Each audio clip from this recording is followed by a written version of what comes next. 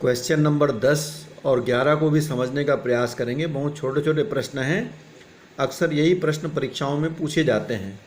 Hindustan gas company ने अपने कारखाने के भाग को 3,90,000 रुपये की लागत पर पुनः बनाया। इसको कहते हैं नई लागत। पुराने कारखाने की उस भाग की लागत जिसे पुनर्निर्मित पुनःसज्जित किया गया है 1.5 लाख रुपए थी। ये पुरानी लागत हो गई।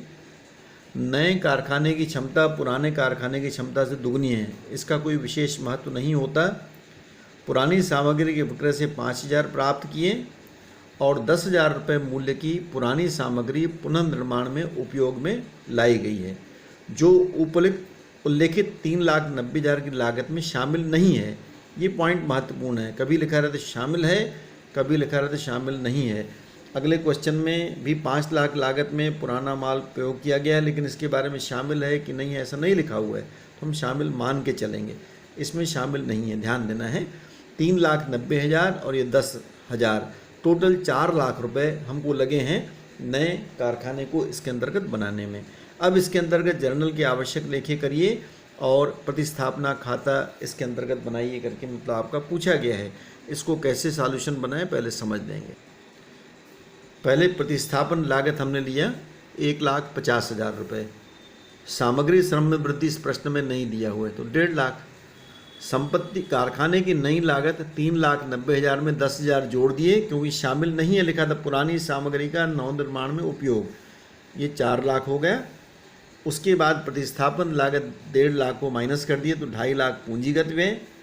उसी प्रकार ये प्रतिस्थापन लागत जो 1,50,000 है, इसमें अवशेष का विक्रय और पुरानी सामग्री का नवनिर्माण में उपयोग, ये दो चीज़ों को घटा दिए 15,000, तो 1,35,000 रुपये आगम लेखे में ट्रांसफ़र। जैसा अभी मैंने पहला क्वेश्चन भी समझाया था, कारखाना खाता विकलन हम इसमें कर देंगे पूंजीगत व्यय 2,40,000। इसमें ध्यान देना है 2,50,000 में ये पुरानी सामग्री का नवनिर्माण में उपयोग जो होता है 10,000 घटा के लिखेंगे, क्योंकि उसका हमने नगद पैसा नहीं दिया, तो 2,40,000। प्रतिस्थापन लागत आपका 1,50,000, रोकड़ खाते से ये 3,90,000 की एंट्री हो जाएगी। उसी प्रकार दूसरी एंट्री में अवशेष से मिला बैंक खाता विकलन, पुरानी सामग्री का नवनिर्माण में उपयोग किया 10,000 रुपये, यहाँ कारखाना खाते में आ जाएगा। ध्यान देना है ये 2,40 और 10,000 यहाँ खर्चा होता है, टोटल 2,50,000 का खर्चा ये माना जाता है। उसी भांति ये तीसरी एंट्री आपका आगम खाता विकलन प्रतिस्थापन खाते से इसके अंदर कर देंगे। दूसरा जो इसके बाद आपका एग्जाम्पल नंबर 11 दिया हुआ है, उसमें ध्यान देना है कारखाने की पुरानी लागत, ये 11 नंबर में आपका ये 3 लाख रुपए दिया हुआ है।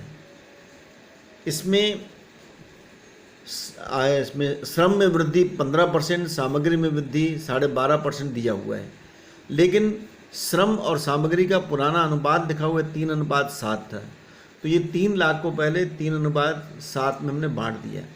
अब 90,000 में ये 15% की वृद्धि हो गई, तो ये आपका 13,500 ये टोटल में भी लिख दिए। सामग्री में 12.5% की वृद्धि हुई, तो 2,10,000 में 12.5% जोड़ दिए 26,250, इसको टोटल में लिख दिए। ये आपकी टोटल कास्ट हो जाएगी 3,39,750, ये प्रतिस्थापन लागत कहलाएगी। अब कारखाने की नई लागत जो है 5 लाख में रिप्लेसमेंट कास्ट 3,39,750 रुपये घटा देंगे, 1,60,250 रुपये पूंजी व्यय। उसी प्रकार प्रतिस्थापन लागत 3,39,750 में अवशेष का विक्रय नवनिर्माण में प्रयुक्त सामग्री 20,000 और 10,000 दिया है, घटा देंगे 30,000 रुपये, तो 3,09,750 रुपये ये आपका आगम लेखे में ट्रांसफ़र हो जाएगा। इसकी 3 एंट्रियाँ किस प्रकार से होंगी फिर से समझ लेंगे। ये 1,60,250 का जो पूंजीगत व्यय है, पूंजीगत व्यय दिया हुआ है, इसमें आपका नवनिर्माण में प्रयोग जो 10,000 रुपये दिया घटाकर हम इसकी एंट्री कर देंगे। संपत्ति खाता विकलन या कारखाना खाता विकलन 1,50,250 रुपये। उसके बाद दूसरी एंट्री कर देंगे प्रतिस्थापन लागत विकलन 3,39,750 रुपये। टोटल आपका खर्चा जो हो जाएगा इसके अंतर्गत 4,90,000 रुपये।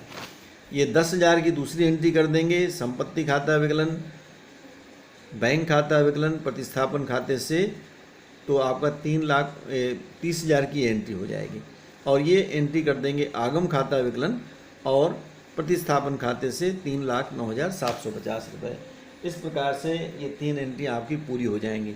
ऐसे छोटे छोटे क्वेश्चन आप लोग समझने का प्रयास करें। Thank you.